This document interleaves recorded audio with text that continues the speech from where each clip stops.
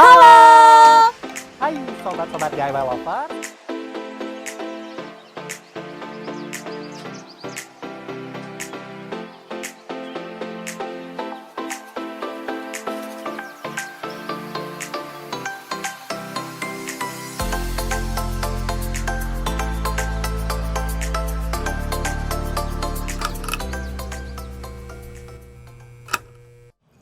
Halo DIY Lovers! Balik lagi nih di DIY Crafting your creative ideas with DIY. Do it yourself. Halo teman-teman DIY. Balik lagi nih sama gue Dame dan partner gue. Halo semuanya, gue Najwa. Dan di sini kita mau seru-seruan bareng nih, Dame. Kalau misalkan lo inget episode terakhir kita kemarin kan pergi piknik ya? Bener. Nah, kalau yang sekarang itu nggak bakal kalah seru karena kita bakal ngelakuin aktivitas yang Indonesia banget dan tentunya ada nih pesan sejarah di dalamnya. Nah, kalau kita lagi ngomongin nih pesan sejarah nih, teman-teman DIY Lovers tahu nggak kalau sebentar lagi kita bakal memperingati Hari Kemerdekaan Republik Indonesia. Kalau itu sih gue tahu. Makanya gue ngajak lo ke sini buat nemenin gue nih menghibur DIY Lovers yang ada di rumah di tanggal 17-an. Kayaknya kalau soal hibur-menghibur, gue deh jagonya. Tapi boleh dong kita kasih tahu dulu ke teman-teman DIY tuh kita tuh lagi ada di mana sih? Kalau misalkan dilihat dari outfit kita yang vintage gini nih ya, kayak cocok gak sih buat dipakai ke museum? Nah, jadi gue sama Dame sekarang lagi ada di Museum Tekstil yang ada di Jakarta Barat. Nah, kalau teman-teman DIY udah dengar kata museum, pasti mikirnya, museum, pasti bosen nih. Tapi tunggu dulu, karena di sini kita nggak cuma ngelihat hasil-hasil karya aja, tapi kita bakal belajar membatik secara langsung. Bener banget ya kata Dame. Jadi Museum Tekstil ini berbeda dengan museum pada umumnya. Karena di sini kita bisa langsung ikut praktek membatik nih dengan harga dan ukuran yang beda-beda. Jadi kalau misalkan DIY Lover tertarik untuk membatik di ukuran sapu tangan, itu harganya 50.000. Dan kalau misalkan di kain ukuran 50 x 50 cm itu harganya 100.000. Dan kalau misalkan tertarik di selendang nih, itu harganya 150.000. Dan nggak cuma itu aja, di sini desain-desainnya juga disediain loh. Jadi DIY Lovers nggak perlu bingung nanti motifnya mau apa aja. Bener banget, jadi nggak ada lagi tuh drama-drama bingung nih mau ngedesain apa, karena desainnya udah banyak banget. Kita tinggal pilih aja nih sesuai sama selera kita. Bener, aduh jadi makin gak sabar sih pengen nyobain. Ya udah daripada lama-lama lagi, yuk kita langsung masuk aja ke Museum Tekstilnya. Check it out! Nah, DIY Lovers, seperti yang kalian tahu, kalau misalkan Hari Kemerdekaan itu selalu menjadi momen meriah nih bagi kita masyarakat Indonesia. Lo tau gak sih Dame, kalau misalkan batik itu juga udah jadi salah satu ikon Indonesia nih. Dan selalu punya perannya tersendiri nih di setiap hari ulang tahun Republik Indonesia sejak kemerdekaan di tahun 1945. Nah, bener banget DIY Lovers, dan gue di sini mau ngasih tau fakta menarik. Sini, dengerin ya. Jadi, pada tanggal 2 Oktober 2009, batik telah dinobatkan sebagai salah satu warisan budaya non-bendawi oleh United Nations Educational, Scientific, and Cultural, atau yang biasa teman-teman kenal dengan UNESCO. Dan sejak hari itu, batik selalu mewarnai hari-hari besar di Indonesia. Wah, ternyata batik udah jadi salah satu warisan budaya Indonesia nih DIY Lovers. Tapi kan kita datang ke sini mau ngebatik nih. Tapi kayaknya nggak lengkap kalau misalkan kita belum tahu nih sejarah dari Museum Tekstil ini sendiri. Bener banget, makanya di sini kita ditemenin sama Mas Fahri. Halo. Halo Mas Fahri, selamat pagi. Saya Najwa dan teman saya. Ya, selamat pagi Najwa dan temannya. Mungkin Mas Fahri bisa sedikit memperkenalkan diri terlebih dahulu. Oke, terima kasih kalian sudah datang ke Museum Tekstil. Perkenalkan, nama saya Abeni Fahri. Saya di sini sebagai edukator dari Museum Tekstil atau biasa dibilang juga pemandu atau tour guide dari Museum Tekstil. Baik, terima kasih ya Mas Fahri. Mungkin di sini saya mau tanya, kalau untuk berdirinya Museum Tekstil ini sendiri sudah ada dari kapan? Oke, berdiri tepatnya itu kita masih memiliki literatur yang belum pasti, tapi sudah ada sejak abad ke-19. Jadi awalnya itu adalah bangunan ini disebutkan sebagai private house atau rumah tinggal yang dimana dimiliki oleh warga negara Perancis, dijadikan sebagai tempat tinggal. Setelah itu baru dibeli oleh konsul dari Turki yang bernama Sheikh Abdul Aziz Al-Musyawi Al-Khatiri. Beliau juga membeli bangunan ini untuk dijadikan sebagai bangunan tempat tinggal atau private house. Namun bangunan ini dulunya cuma hanya 2 bangunan saja. Jadi bangunan yang pertama di gedung pamer utama, dan yang kedua ini di Gedung Galeri Batik. Oke, baik Mas. Mungkin saya langsung nanya untuk hari dan jam operasional dari Museum Tekstil ini sendiri nih Mas. Kira-kira dari jam berapa Untuk nih sampai jam hari operasional itu harinya itu Senin libur, karena Senin itu tutup libur internasional museum. Dibukanya itu dari hari Selasa sampai dari hari Minggu. Itu buka dari jam 9 pagi sampai tutup jam 3 sore. Untuk clear area museumnya jam 4 sore. Ya, dicatat tuh buat teman-teman DIY lovers yang mau main ke sini. Betul. Terus kalau untuk tiket masuknya Mas, ada perbedaan mungkin dari weekdays dan weekend? Kalau untuk weekdays weekend tetap sama harganya, tapi ada kategori tiket masuknya. Itu pelajar atau anak-anak kena tiket masuknya itu Rp2.000, dan mahasiswa itu kena Rp3.000, dan dewasa itu kena Rp5.000. Tapi juga ada harga menarik nih, kalau misalkan harga tiketnya itu ada rombongan lebih dari 30 orang, itu harga tiketnya yang tadinya dewasa Rp5.000 menjadi Rp3.750, dan tadinya mahasiswa dari Rp3.000 menjadi Rp2.250, dan tadinya pelajar atau anak-anak yang Rp2.000 menjadi Rp1.500. Dan untuk balita atau di bawah 5 tahun itu gratis, dan lansia usia di atas 65 tahun itu gratis. Karena kan kebetulan episode kita kali ini tentang Hari Raya Kemerdekaan nih. Iya. Mungkin Mas ada gimana sih cara untuk kita generasi muda menumbuhkan rasa nasionalisme nih, sehingga kita itu bisa ikut-ikut berkontribusi untuk Hari Kemerdekaan nanti. Ya, pesan saya untuk anak-anak muda, termasuk saya juga yang masih terbilang masih muda, tetap kita harus menjunjung tinggi kemerdekaan Indonesia. Dengan cara itu, contohnya itu melestarikan budaya. Nah, lebih spesifiknya itu budaya dalam mengenal tekstil dan spesifiknya batik. Nah, caranya kita menghimbau, mengedukasi juga ke masyarakat umum tentang perawatan dan pengelolaan, ataupun tentang edukasi pengetahuan kalau batik itu nggak cuman dari satu pulau saja, tapi banyak juga yang dari pulau-pulau lainnya gitu. Teman-teman DIY lovers, saya sebagai generasi muda ya, kita generasi muda langsung termotivasi dengan apa yang Mas Fahri bilang. Bener banget tuh. Nah, terima kasih ya Mas Fahri untuk sharing-sharingnya, untuk pertanyaan dan jawabannya yang sangat berguna banget buat DIY lovers yang lagi nonton, terutamanya generasi muda. Bener banget. Nah, karena tadi kita lagi ngomongin batik nih, kayaknya gue sama Kang Najwa udah mulai gak sabar nih. Gak sabar banget. Mungkin boleh dibantu sama Mas Fahri untuk menunjukkan jalanan kita mau batiknya di mana. Boleh. Oke. Yaudah, yuk DIY lovers, kita langsung aja ke tempat pembuatan batiknya. Let's go!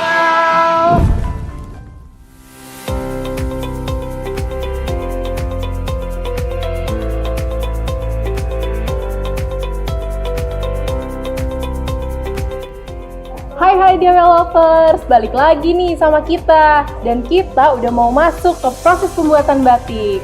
Kali ini kita ditemenin sama Mas Edi. Ya, Halo Mas Edi, mungkin bisa memperkenalkan diri dulu nih sebagai apa? baik. Perkenalkan, nama saya Edi. Saya sebagai instruktur batik di Museum Tekstil. Wah, sekarang kita udah kenalan sama Mas Edi. Kayak sekarang kita saatnya buat milih-milih motif desain batik nih, Dame. Kalau dari Kang Najwa sendiri nih, suka model batik yang kayak gimana? Kalau gue sih sukanya yang simple tapi elegan gitu sih. Nah, kalau berbanding suka yang mana? terbalik nih, karena ya DIY lovers gue tuh sukanya sama motif-motif yang rame. Aduh, kita udah nggak sabar banget. Gimana kalau misalkan kita langsung aja nih pilih motif desain batiknya? Oke, check it out.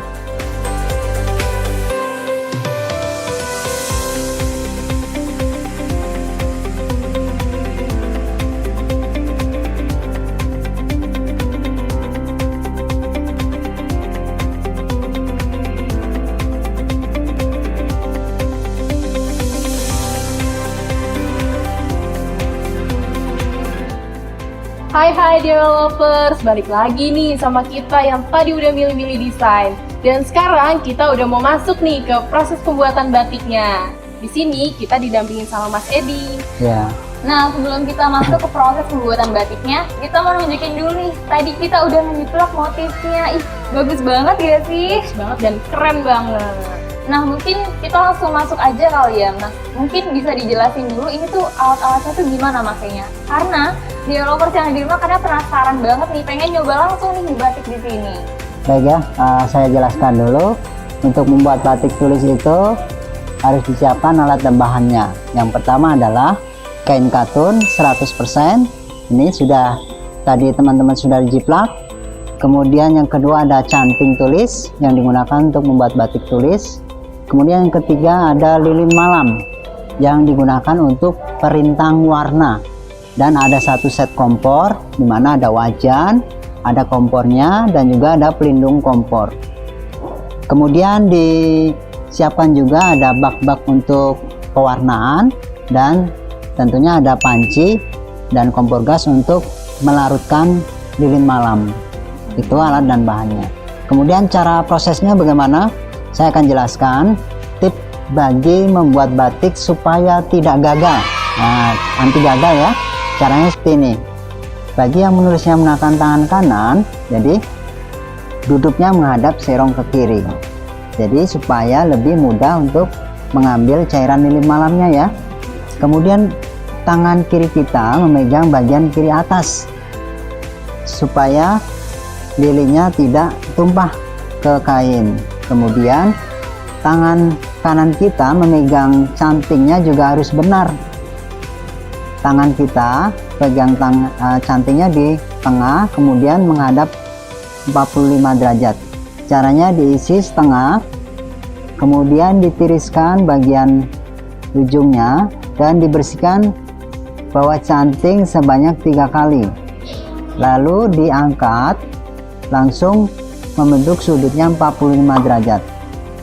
Setelah itu kita goreskan bagian motif dari atas terlebih dahulu ya, tidak boleh ada di bawah.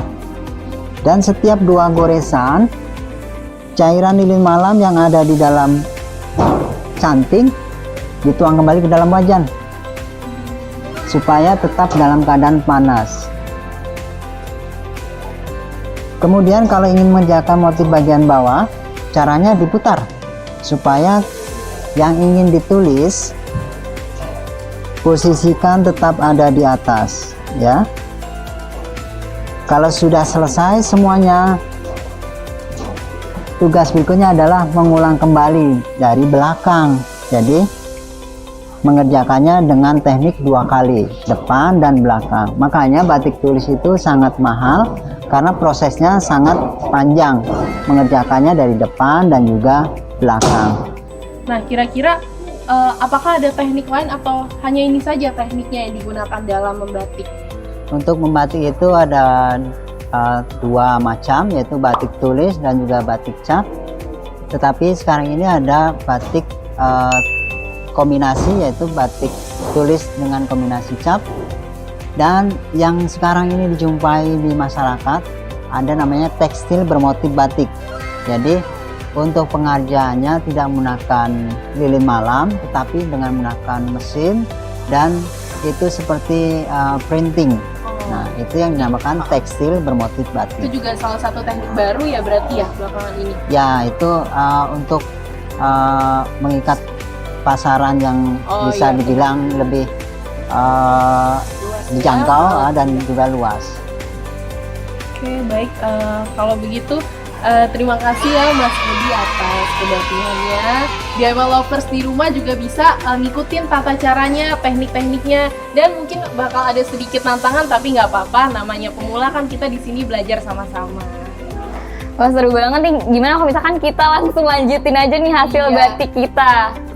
Kalian kita belajar juga nggak sih, biar nih kalau misalnya mau DIY Lovers lihat hasilnya lucu banget kan, ada yang keluar-keluar garis. Udah yuk. Oke, langsung aja ditunggu ya.